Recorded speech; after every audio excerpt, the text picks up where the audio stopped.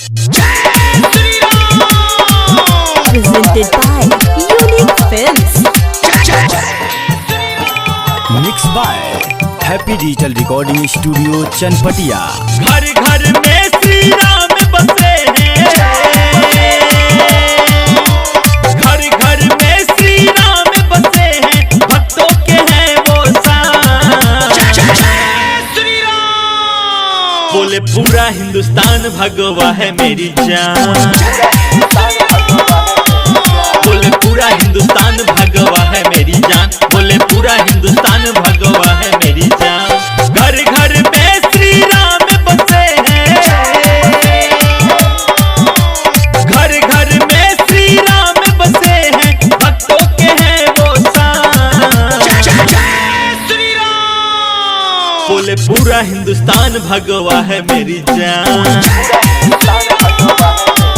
बोले पूरा हिंदुस्तान भगवा है मेरी जान, बोले पूरा हिंदुस्तान भगवा है मेरी जान।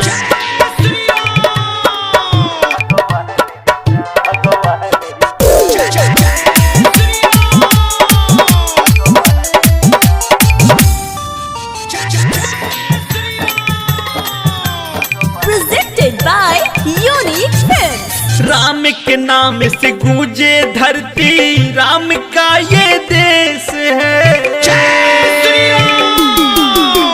मोदी योगी कलयुग राम भक्ति का भेष है।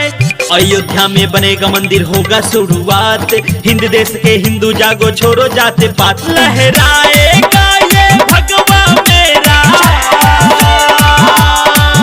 लहराएगा ये भगवा मेरा, धरती से आसमान।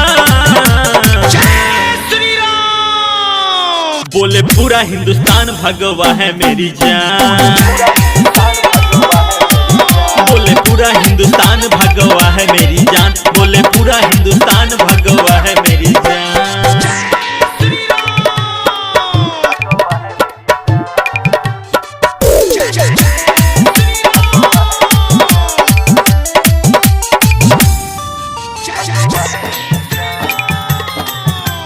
Happy Digital Recording Studio Chanpatia. Ram की धरती, राम का अंबर, राम से बैर न कीजिए।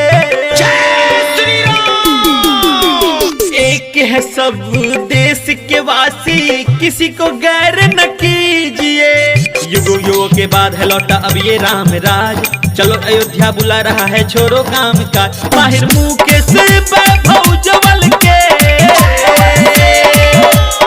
माहिर मुंह के सिर पे भौजवल के, पूरा हुआ अरमान। बोले पूरा हिंदुस्तान भगवा है मेरी जान, बोले पूरा हिंदुस्तान भगवा है मेरी जान, बोले पूरा हिंदुस्तान भगवा है मेरी जान।